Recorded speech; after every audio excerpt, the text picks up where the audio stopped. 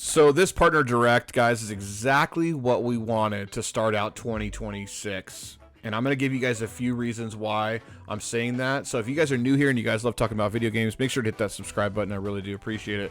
So yeah, the partner showcase for 2026 just dropped today, February 5th, and it was a good one. It really was, because what it said to me in so many different ways is that third-party support is really great on Switch 2. And I'm glad that they focused this direct mostly around Switch 2. And there was a couple things for Switch 1, but it was a main focus with Switch 2. I'm glad that they really did that, because it's time to move forward. We want to see what our new console is going to be getting for 2026 in the future going forward. So Bethesda was here at the Partner Direct, Square Enix was here, Capcom was here, and all three of those companies I thought came out swinging, especially Capcom with Resident Evil Requiem. We're getting some new amiibos. The game looks fantastic. It also drops, I think, the 27th of this month, so just a few weeks out, and we will be able to play the game. It looks great. There was a preview event all around the world just last week, and everyone that played it on Switch 2, so they had a really great time. The frame rate is steady, and it looks gorgeous on Switch 2. Pragmata, also from Capcom. There was a demo just dropped today, and I'm actually downloading it right now, so I can't wait to check that out. But also, that was previewed around the world, and a lot of people that got to play it also said the same thing about Pragmata, is that it plays and runs beautifully on Switch 2. So the RE engine is a good home for Switch 2, and I'm happy to see Capcom has got a ton of support going forward. Also, Resident Evil 7 and Resident Evil 8 was at this partner showcase, releasing day and date with the newest one, so it'll be out the same day, so you'll be able to play 7, 8, and 9 on the 27th of February, which is great. And I believe 7 and 8 are on the game card, so that's really cool. Now, Square Enix was here, and Square Enix brought Final Fantasy VII Rebirth. So this is part 2 in the remake versions, and it looked fantastic. Final Fantasy VII Remake Intergrade on Switch 2 is a great port. It is really, really good. It plays super smooth. It is almost as nice as playing the PS5 version or the Xbox version. Yeah, so definitely excited to see what Rebirth brings to the table. Even though it is more open world, there's a lot more exploration in that game. It's going to be interesting to see if the system can hold these open areas. But in the trailer, it looks pretty good. The backdrop looks really crispy, really clean, and very clear. So, you know, the hope is there that the game runs just as great as Remake Intergrade. So, yeah, that was a really cool game to see. I think that comes out in the middle of the year. Turok Origins, that looks awesome. I don't know. I love the old school Turok games. The new one looks really great. It looks great on Switch too. So it's really cool to see Turok dropping, or that franchise dropping a new game. It is third person, I think, and first person, but it looks really cool. I can't wait to get my hands on that one. That comes out, I believe, later in the year as well. We did see the Elliot, the Millennium Tales. That looks really neat from Square Enix. Also, Bethesda was here with Indiana Jones and Fallout 4 and Oblivion remastered. And it's cool to see Fallout 4 on a Nintendo platform. That's great. And Oblivion as well, the remastered versions of those two.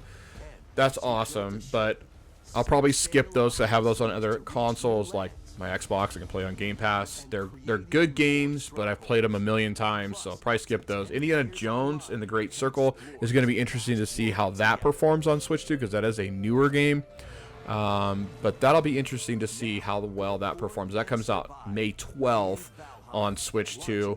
But I do have it on, I think, my Xbox. Yeah, I have it on the Xbox. I got the physical for that one, just because I love Indiana Jones video games and the movies. But, yeah, so it'll be interesting to see how that compares on Switch 2. Tokyo Scramble. Now, that reminded me a lot of Dino Crisis. I don't know if you guys remember playing Dino Crisis on the PS1, but that looks like a successor to Dino Crisis. I think that looks pretty cool. The dinosaurs do look trippy. I don't know if it's going to be a lot of, like, cover type fighting or battling or whatever like that, but it did look really neat. It looked really interesting. I don't really care for that game share feature, though, where you can have people take over the controls or the camera. No, thank you. That looks stupid, to be honest with you. So, but it is interesting that they did that. So I'm curious as to how the game is going to play, what the gameplay is going to be like. Is there going to be just a heavy focus on like hide and seek type stuff, or is it there's going to be weapons and if it's going to be more focused on combat? So yeah, that'll be interesting. There's a Bomberman collection coming, which I thought was kind of silly because I don't know why those aren't on NSO. I mean, there's like Super Nintendo and NES games in the Bomberman series, and I thought that was kind of silly. So I don't know. Why isn't that on NSO? I don't freaking know. We're already paying for it yearly. You'd think they would put those on there. And then console archives. That was another thing that I thought was kind of silly, and why those aren't on NSO as well. But there was, I think, a PS1 game that dropped today, Cool Borders, if I'm not mistaken. Cool Borders. It's a fun game, but it's a PS1 game. So it's interesting that there's PS1 games now on the Switch. It's very interesting. Yeah, I want to know, or I'd like to know, where the idea of that is going to end up. If there's going to be a ton more like PS1, maybe even PS2 games now. Like, it's kind of strange, right? But I mean, hey, more the better, I guess. There is a new update, a free update for Hollow Knight. The first one, not Silksong, the first one, where you can get the Switch 2 version of that. So upgraded graphics, maybe 120 FPS. So who knows? But that's a free update if you already own the game on Switch 1. Orbitals is a really interesting game. It's all focused around couch co-op, but I love the art style in that. It looks like a Studio Ghibli game.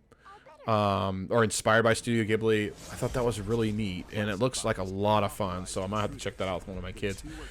But yeah, I thought this partner direct was perfect, really, because this is exactly what we want to see. I mean, we even got a little bit of sports games sprinkled in there for your soccer players and stuff, and it was a good direct, because this tells us a lot about the future of Switch 2. There's a lot of support. And the Switch 2 is selling really well.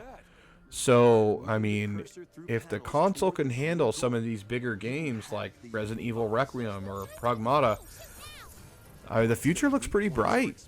It looks pretty bright. So I am downloading Pragmata right now, and I was thinking about doing a video either tomorrow or the next day, just kind of giving you guys my thoughts on whether or not I liked it or if it played well. So, yeah, if you want to check that out, that might be in a couple days. I'm downloading it right now. I am curious, though, because that is going to say a lot. This is a brand new IP, a brand new game coming day and date with other consoles. Actually, I think it's releasing Switch 2 first, if I'm not mistaken. But, yeah, it's going to be on other consoles, too. But it looks beautiful. It looks great. And like I said, there was a worldwide preview for that game, and everybody that played it said it plays fantastic. So, like I was saying, guys, this direct to me was absolutely perfect. I think that's exactly what we need for 2026, and this gives me hope for Switch 2. It really does, and I'm excited now to see what Nintendo's going to bring to the table. When's the next 3D Mario game coming? Because we haven't gotten one, in almost 10 years since a new 3D Mario game. If I'm not mistaken, I think Super Mario Odyssey came out in 2017, I want to say. So, yeah, it's almost been 10 years. That's freaking crazy. So it's time. And I did hear that the team that worked on Donkey Kong Bonanza is just a part of the team that works on the Mario Odyssey game. And they're working on something. That's what the scuttlebutt is. So interesting to see what Nintendo's going to bring for their direct next, because I think this was a good direct. I think that the future of Switch 2 is looking really bright. And you know, but Nintendo brings, this could be a stellar year for Switch 2. But anyways, guys, thank you so much for watching this video. If you guys enjoyed the video, please give it a thumbs up. I really do appreciate it, and I will see you guys on the next one. Bye.